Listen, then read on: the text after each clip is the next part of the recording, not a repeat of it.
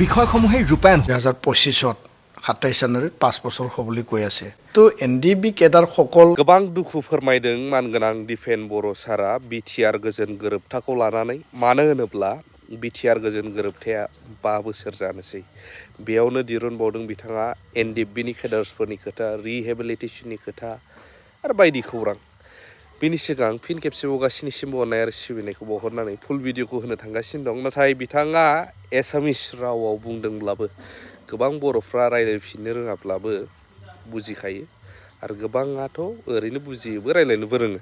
दा बिनि गेजेराव इलेक्शनाबो खाथिसै फैगौ बिसायख'थि 2025 जोंहा बिटिसिनि इलेक्शन दङ दा बिनि थाखाय सोरबा लिडारफोरा रन्जन दैमारि सारमोन आरो जेलाव थानाय एनडिपिफोरखौ लानानै फिन राजखान्थि पलिटिक्स एबार देरहाहोबावब्लासो बख'नासो नैबेफोर खोथाया फैगोन नामा बे गेदेर सोंलु दैखांनाय बा रायजोनिबो साननाय बेनि गेजेरावनो बिथाङा मा दुखु प्रकाश खालामदों बा फोसावदों गुबुन रावजोंब्लाबो आरो एसामिस निउसाव माबायदि दामदों नोंथांमोननो नैबे भिडिअजों फुल देखायनाय जागोन বিটিআৰ চুক্তিৰ ৰূপায়ণত প্ৰচণ্ড লেহেমীয়া গতি দেশে বিদেশে বৰ্তমানো কাৰাৰুদ্ধ 60ৰো অধিক এনডিএফবি পুনৰ সংস্থাপনক লৈও সমানেই সৰব চুক্তি স্বাক্ষৰকাৰী অহা 27 জানুৱাৰীত 5 বছৰ সম্পূৰ্ণ হ'ব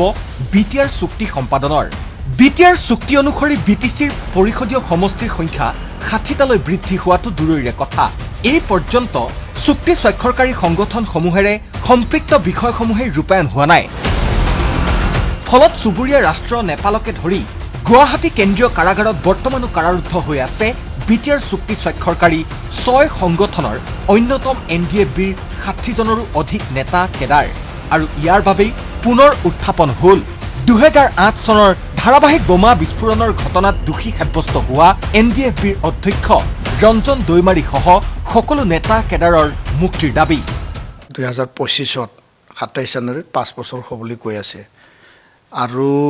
জেলত বৰ্তমানলৈকে মানে 60জনৰো অধিক জেল খাটি আছে তো এনডিবি কেডাৰ যিসকল এতিয়া জেলত আছে ৰঞ্জন দৈমাৰী সহ আন কেডাৰ আছে তেওঁলোকক অতি সোনকালে মুকলি আকাশত এৰি দিয়াটো চৰকাৰৰ এটা গুৰু দায়িত্ব বুলি আমি ক'ব বিচাৰোঁ কেৱল সেয়াই নহয় বিটিআৰ শান্তি চুক্তি অনুসৰি এনডিএফবিৰ নেতা কেডাৰৰ বিৰুদ্ধে থকা গোচৰসমূহৰ ভিতৰত এই পৰ্যন্ত 263টা গোচৰ প্ৰত্যাহাৰ কৰিছে চৰকাৰে কিন্তু বৰ্তমানো এনডিএফবিৰ নেতা কেডাৰৰ বিৰুদ্ধে দেশে বিদেশে আছে বহু সংখ্যক গোচৰ ইয়াৰ বাবেই অসমৰ লগতে নাগালেণ্ড মণিপুৰ অৰুণাচল প্ৰদেশকে ধৰি বিভিন্ন ৰাজ্যৰ আদালতে বৰ্তমানো এনডিএফবিৰ নেতা কেডাৰৰ বিৰুদ্ধে জাৰি কৰে সমন শান্তি চুক্তিৰ মাধ্যমেৰে মূল খুঁটিত চামিল হোৱাৰ পাছতো পূৰ্বৰ গোচৰত সমন লাভ কৰি হতাশ হৈছে এনডিএফবিৰ নেতা কেডাৰ নাগালেণ্ডৰ পৰা চামন আহে মেঘালয়ৰ পৰা আহে অৰুণাচলৰ পৰা আহে অহা 3 মাহ পৰা 6 মাহ ভিতৰত কেছৰ যোনটো উইথড্ৰৱেলৰ কাম সম্পন্ন কৰিব লাগে বা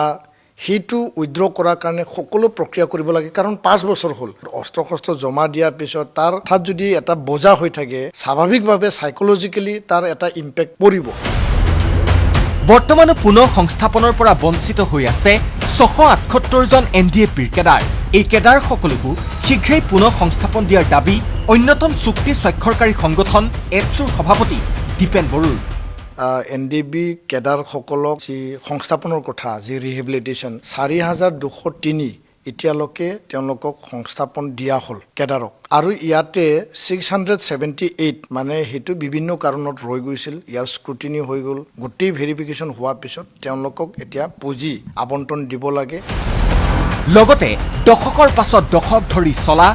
বড়ো আন্দোলনৰ বাকি থকা শ্বহীদ পৰিয়ালসমূহকো শীঘ্ৰেই এককালীন সাহায্য প্ৰদানৰ বাবেও দাবী জনায় এপছুৰ সভাপতিগৰাকীয়ে